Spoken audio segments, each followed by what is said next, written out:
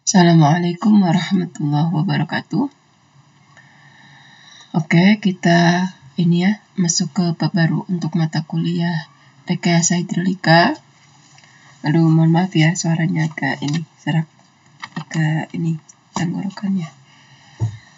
Oke, materi kita yang sekarang adalah ini materi terakhir ya, bab baru. Insya Allah masih 2 pertemuan lagi ya kita ya. Sekarang pertemuan ke 16 ya berarti ya. Pekan depan pertemuan 17, habis itu kita UAS. Untuk materi ini ada dua pertemuan. Kita akan belajar tentang aliran melalui lubang dan peluap, gitu ya. Kalau sebelumnya kan saluran yang terbuka, sekarang saluran yang tertutup. Cuma ada 2 macam, yaitu yang berbentuk bukan tertutup ya, terbuka juga. Cuma beda bukan saluran gitu ya, tapi lubang. Nah, berbicara tentang lubang, apa itu lubang gitu ya? Lubang itu merupakan suatu bukaan ya pada dinding atau dasar tangki, di mana melalui lubang itulah zat cair itu mengalir. Nah, lubang ini biasanya dipakai ya untuk mengukur debit aliran. Bentuknya pun macam-macam, bisa berbentuk persegi, bisa juga berbentuk segitiga atau bentuknya lingkaran ya.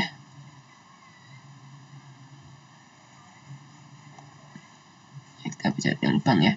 Jadi bentuknya bisa persegi ya kan, bisa segitiga, bisa juga untuk lingkaran. Mungkin sering kita lihat ya persegi ya, kalau nggak lingkaran. Nah, biasanya bentuknya macam-macam. Kemudian sisi hulunya pun bisa bermacam juga ya, ada yang tajam, ada juga yang dibulatkan. Yang paling sering dipakai itu yang sisinya yang tajam gitu ya.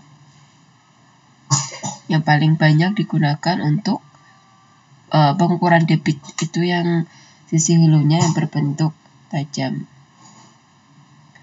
Nah, lubang sendiri nanti kita akan bicara ada lubang yang besar, ada lubang yang kecil.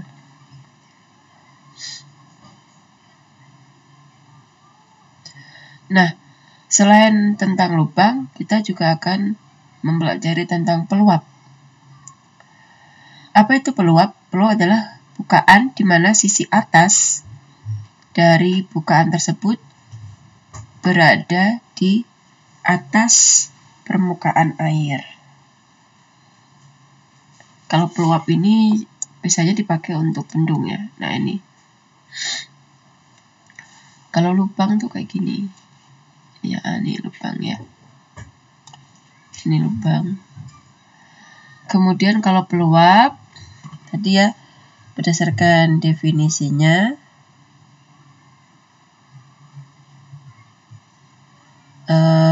apabila di sisi atas dari lubang tersebut berada di atas permukaan air.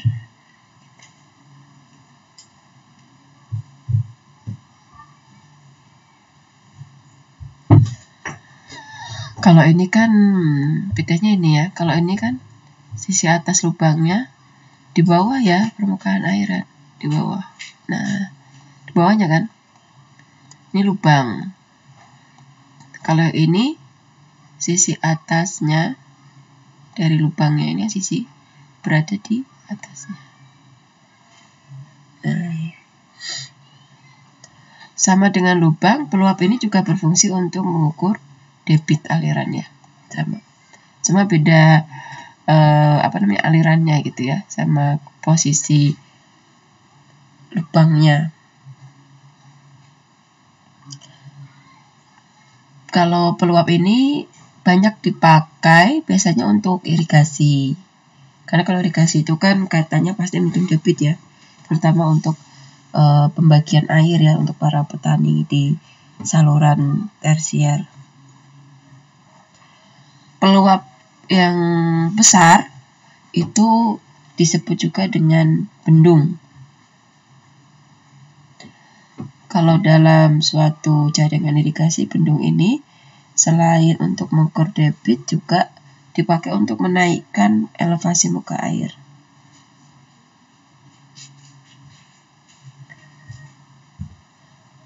Kalau peluap itu biasanya dia materialnya dari ini ya, dari plat. Kalau bendung ini dari beton atau dari pasangan batu. Ada tahu bendung nggak? Pernah lihat ya bendung? Beda ya antara bendung sama bendungan. Kalau bendung itu dia tadi ada fungsinya untuk menaikkan muka air. Nah, ini contoh bendung. Tapi kalau bendungan itu nama lainnya waduk ya. Nah, ini bendung ya. Jadi ada semacam garis gitu ya. Penghalang lah ya.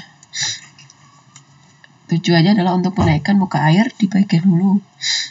Tapi kalau bendungan atau waduk ya umumnya, itu fungsinya untuk storage.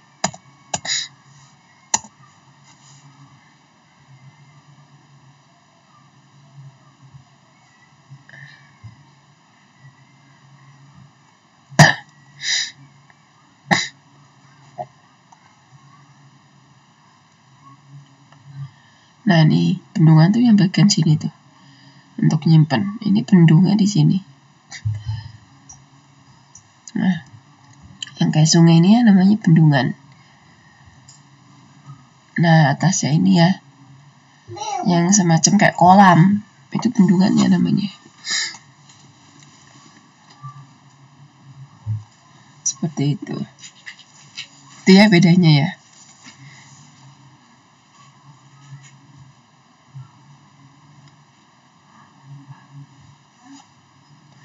Oke, kita lanjutkan.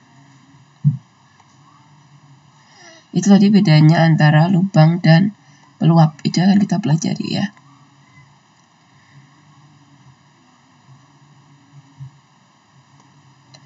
Oke, kita lanjutkan. Nah, pada lubang atau peluap ini kita akan mengenal ya, namanya koefisien aliran ya, atau kita sebut sebagai vena contracta. Nah, di sini kita lihat ada sebuah lubang. Berarti ini kan lubang ya. Kenapa? Karena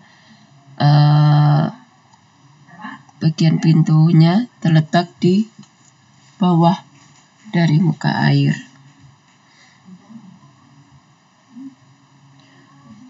Nah, jadi kita lihat bahwasannya partikel-partikel air ya, zat cair ini yang melalui lubang ini, kalau kita lihat ia berasal dari segala arah ya. Dari segini, dari sini ya semuanya.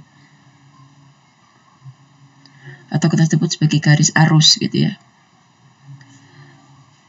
Nah, pada kenyataannya zat cair ini kan punya namanya kekentalan. Ya, kekentalan. Artinya tidak yang mulus-mulus saja, tapi zat cair kan macam-macam ya. Makanya kekentalan antara minyak sama air putih sama oli itu beda-beda.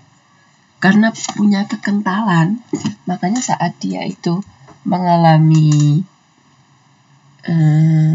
belokan ya, ini kan membelok ya, alirannya kan membelok nih, maka dia akan mengalami yang namanya kehilangan energi ya, atau kehilangan tenaga. Jadi setelah dia melewati lubang ini, dia akan mengalami kontraksi. Kayak orang lahiran aja ya. Kan emang kalau orang lahiran ya emang mau ini ya, melahirkan akan keluar. Sama ini juga. Dia akan mengalami kontraksi, yang mana akan mengalami penguncupan ya. Penguncupan. Di mana kontraksi maksimum terjadi pada titik ini.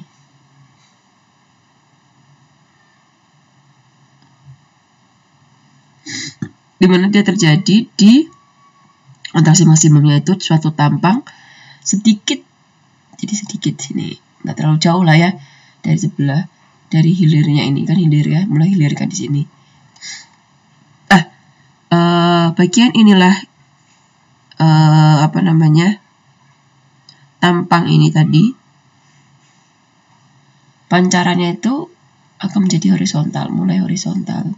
Kan pas di sini masih tidak beraturan gini ya.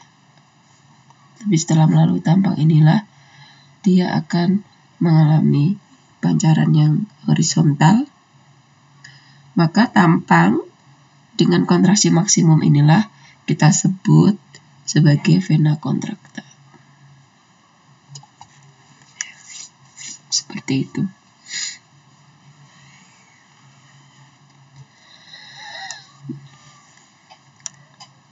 Kalau kita lihat tadi pada zat cair, kalau lewat lubang seperti ini ya, tadi saya sampaikan karena dia punya kekentalan, maka dia akan mengalami namanya kehilangan tenaga.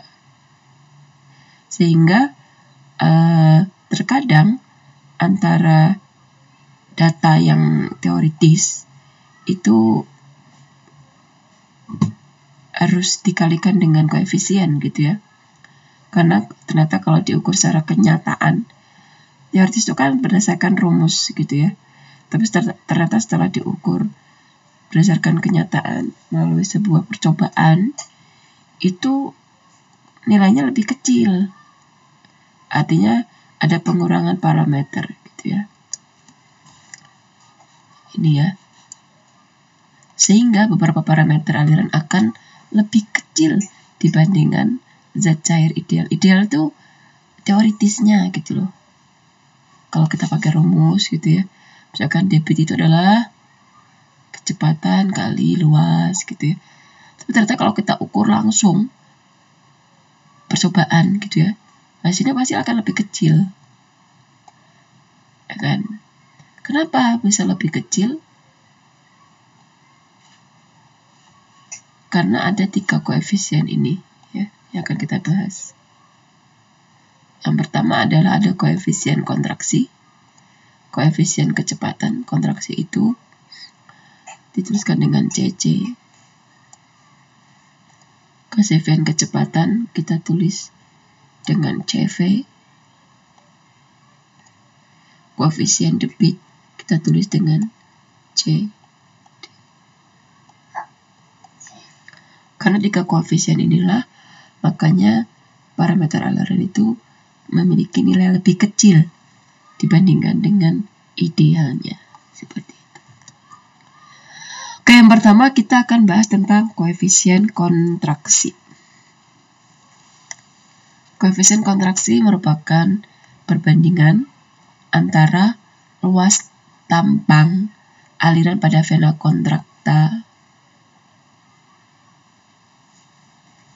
ya, dan luas lubang yang sama dengan tampang aliran zat cair ideal. Jadi, luas lubang kan yang ini. Ya, luas lubangnya kan ini ya, di sini. Kontrakta itu yang di sini. Kontrakta dibagi lubang. Nah, koefisien ini, kontraksi ini nilainya tergantung pada tinggi energinya ya, bentuk dan ukuran lubang, dimana rata-ratanya seringnya koefisien kontraksi itu sekitar 0,64. Lumayan ya, berarti mengecil parameter alirannya. Oke, tadi koefisien kontraksi kita sebut juga dengan CC. Ada juga koefisien kecepatan. Kalau kecepatan CV, yaitu perbandingan antara kecepatan nyata.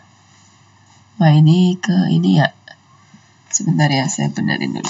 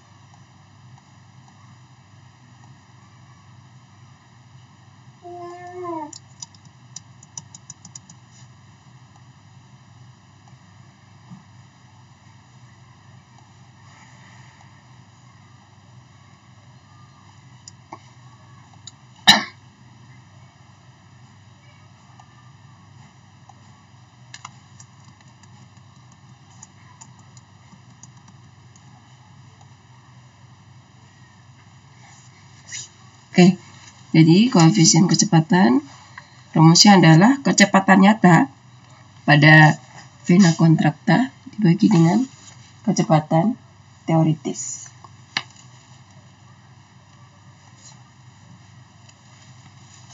Itu ya. Atau CV rumusnya adalah V kecepatan pada kontrakta dibagi V aja berarti V teoritis. Nah, nilai dari koefisien kecepatan ini lagi-lagi tergantung dari bentuk isi lubangnya. Mau dia bentuknya tajam atau dibulatkan dan tinggi energi. Rata-ratanya koefisien kecepatan ini adalah sekitar 0,97 nilainya ya. Oke, itu tadi. Ini istilah-istilahnya ya, sama dipahami juga lambang-lambangnya nanti karena kita banyak akan menggunakan itu. Ada juga koefisien debit ya, CD. Dari namanya, koefisien debit itu berarti adalah perbandingan antara debit nyata dan debit teoritis. Debit nyata. Debit nyata itu ya debit yang hasil pengukuran gitu ya. Yaitu kecepatan nyata. Debit itu apa? Kecepatan kali luas tampang aliran. Jadi kecepatan nyata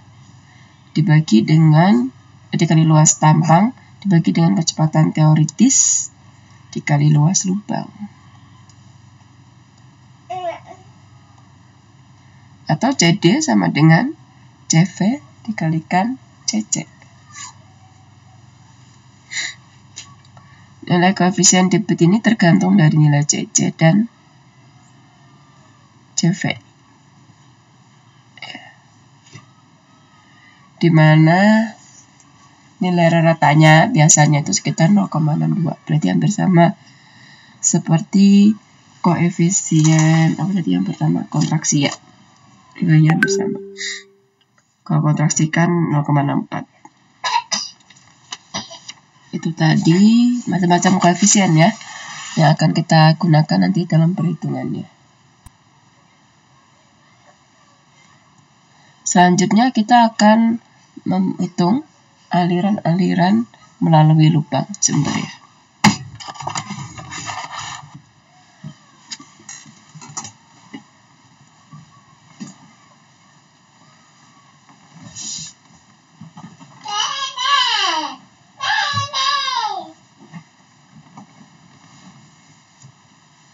Aliran itu melalui lubang ada macam-macam ya.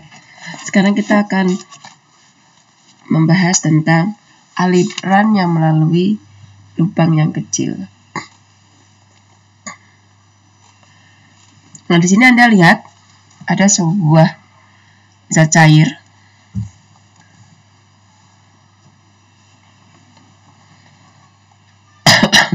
Ini zat cair ya. Melalui sebuah lubang yang kecil, ini kecil. Anggap ini kecil. Pusat lubangnya ini ya.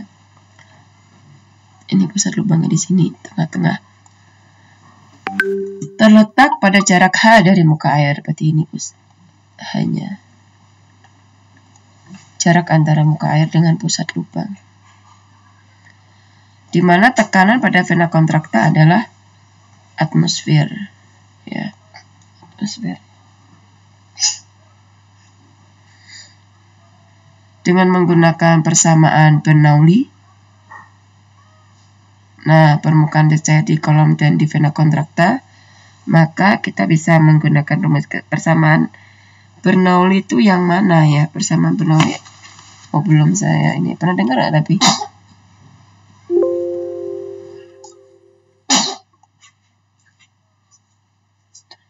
Nah, tugas untuk Anda itu nanti tuliskan ya rumus dan dari persamaan Bernoulli. Nah,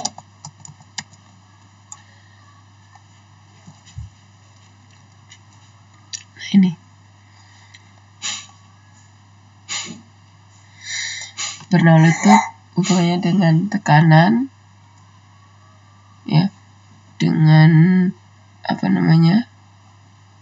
ketinggiannya, kehilangan energi, dan dengan berat jenis. Nah ini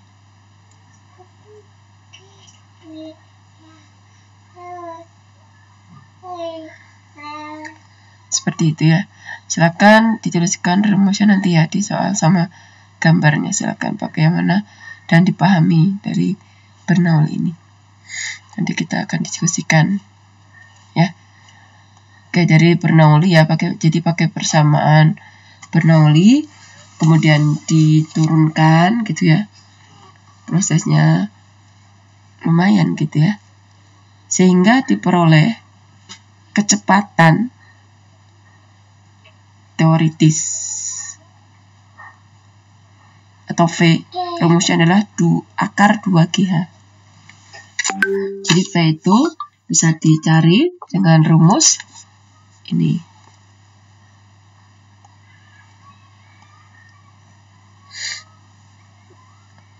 Dua akar GH.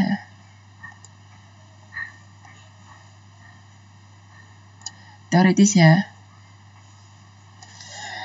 Nah, kemudian kita jabarkan lagi, tadi disampaikan bahwasannya kalau nyata itu berarti karena ini tentang kecepatan, maka rumus kecepatan nyata adalah koefisien kecepatan. Nah, jadi kecepatan teoritisnya kali koefisien kecepatan. Nah,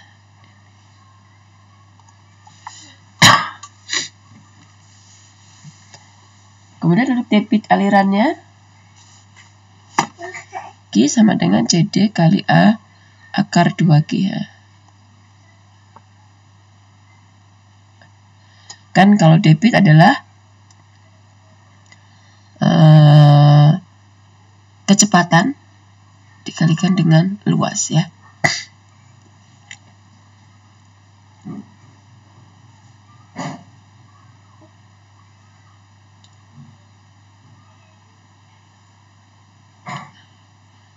Dimana jangan lupa dikalikan dengan koefisien debit ya. Seperti itu. Jadi itu koefisien debit ya. Jadi jangan sampai lupa, tetap dikalikan dengan koefisien debitnya. Ini kenapa nggak pakai yang CV ini? CV-nya kok nggak ada? Nah, ini kan udah terurai dari sini. Karena kan rumusnya Q itu kan AC dikalikan dengan VC. Ya kan? Dimana AC itu adalah CC kalikan dengan A. Ini kan awalnya gini.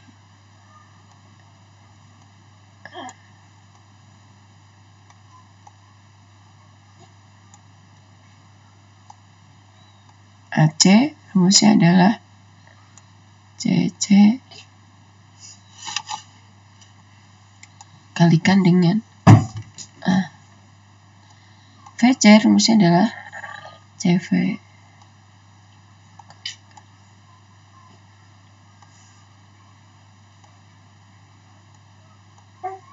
Nah, CV kali CC itu apa?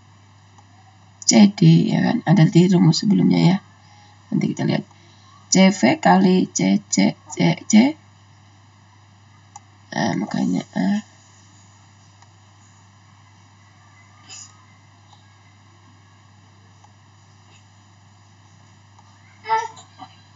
seperti itu. Nah, ini rumusnya ini. Dari itu ya. Oke. Kita masuk ke contoh soal pembahasannya ya. Ada sebuah air mengalir melalui lubang dengan diameternya 5 cm. Diameter ya. Satuannya hati-hati. Tingginya tinggi energi. Tinggi energi itu berarti H.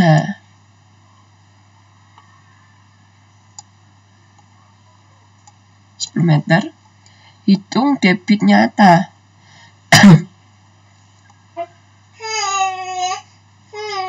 Kecepatan nyata, yang nyata ya.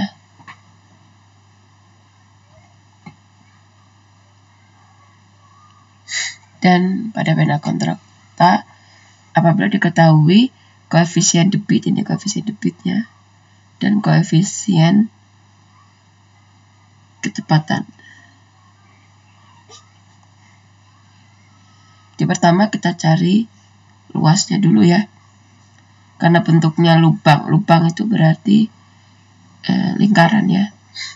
Lingkaran rumus luasnya adalah 1/4 pi d kuadrat. Jangan lupa satuan senti jadikan meter. Ketemu hasilnya ini. Debit teoritis. Debit teoritis rumusnya adalah A kali V. Debit teoritisnya. Ya kan? Atau rumus lainnya adalah 2 akar A kali akar 2GH. Jadi rumus yang harus Anda pahami kan ini. Cuma kan karena sini V-nya mana, dapat dari mana kan nggak ada. Ya udah berarti pakai rumus lain yang sama. Pakai rumusnya ini. Ya. Kita kalikan 2 A. Ini ya. Akar 2GH ini. Ketemu 0,0275 meter kubik per detik atau 27,5 liter per detik. Maka debit nyatanya ini.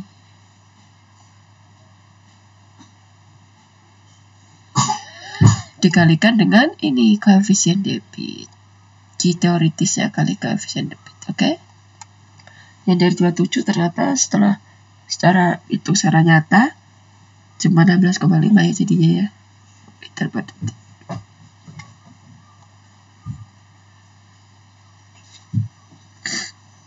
Selanjutnya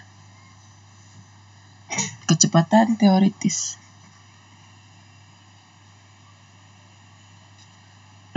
Ini ya rumusnya akar 2GH. Masukkan aja.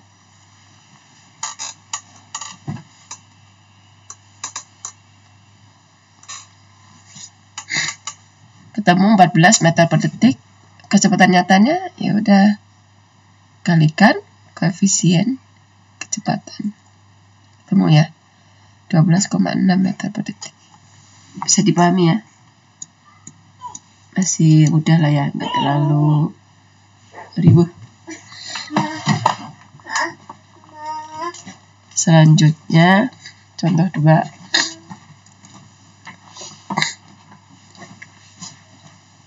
Saya cek dulu sebentar ya. Takut kareka.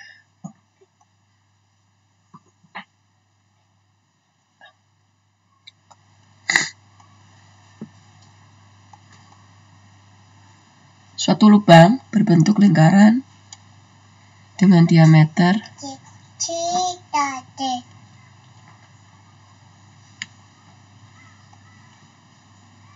2,5 cm. Lagi-lagi satuan ya. Jadikan meter.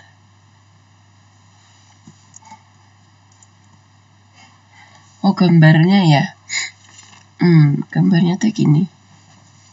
Di soal ini itu kalau kita gambarkan seperti ini. Saya gambarkan dulu ya.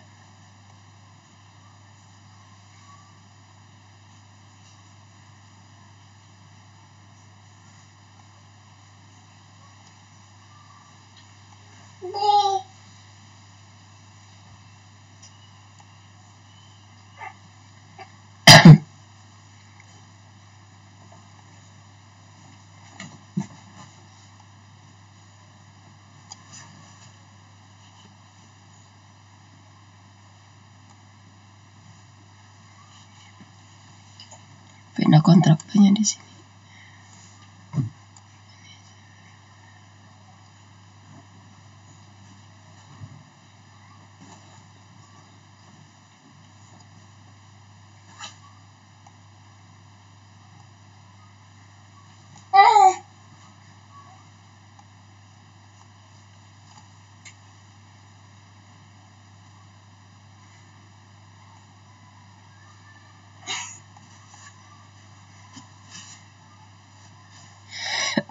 Ini panjangnya 35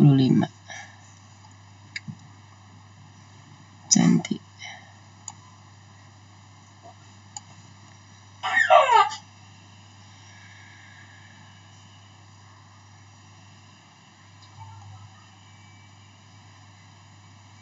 secara tadi horizontal ya.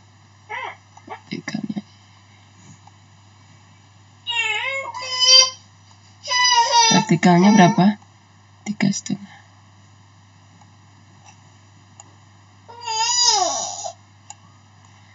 Nah, ini gambarnya tinggi energinya. Sebentar ya. 100.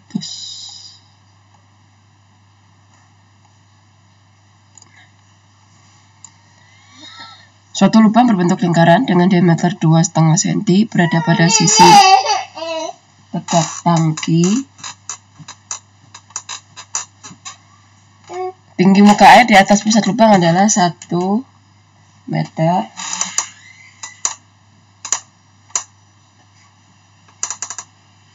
Nah. Tinggi muka air hanya ya 1 meter atau 100 cm kalau kita pakai satuan senti ya. Kemudian ini tinggi muka airnya udah tadi ya, pusat lubang. Lintasan pancaran air melalui satu titik. Lintasannya kita fokus ke lintasan di sini. Dan terletak pada jarak horizontal 35 cm. Nah, ini pusat lintasannya di sini terletak 35 cm dari vena kontrakta tadi 35 cm ya ini. Dan vertikal ke bawah 3,5 cm dari pusat vena kontrakta. Nah, ini maksudnya ke vena kontrakta di sini. Secara vertikal 3,5 ya. Debit aliran yang diperoleh dengan mengukur air. Berarti ini debit. Kalau udah kayak gini namanya ini debit nyata ya, karena diukur. Nilainya adalah 1,35 liter per detik. Tentukan koefisien kecepatannya, koefisien debit, dan koefisien kontraksi lubang. Nah, penyelesaiannya adalah garis horizontal yang melalui pusat lubang tadi kita anggap sebagai garis referensi. Atau Anda pernah ini nggak, gerak jatuh? Ini kan seperti jatuh gitu ya.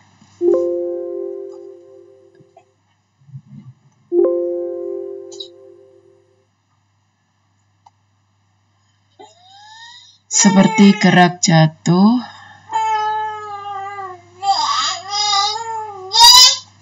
Sebentar ya, anak saya.